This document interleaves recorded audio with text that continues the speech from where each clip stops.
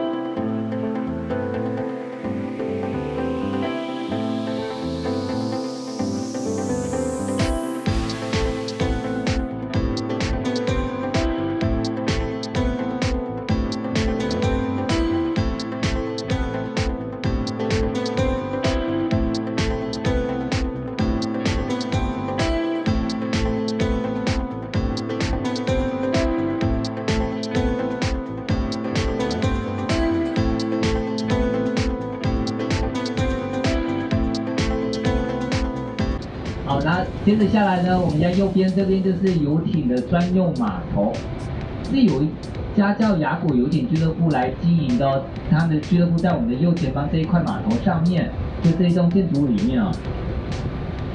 87个泊位，现在还蛮空的。如果大家有游艇的话呢，也可以停放在这边哦。不过他们里面最贵的船只哦，就大概就是我们现在右边看到这一艘船叫养猫号。那这艘船呢，价格大概2亿台币了。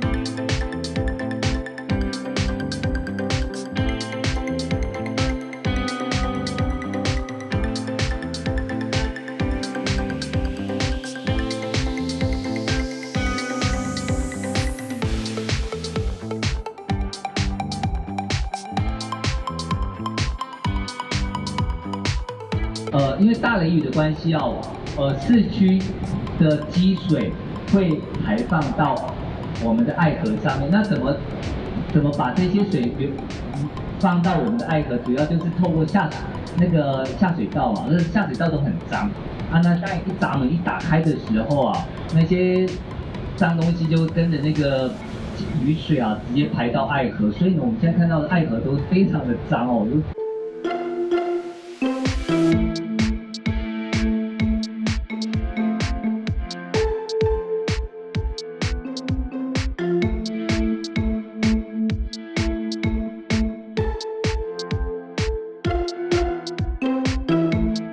最后呢，可以进去观看这个鳌月龙翔这个雕像。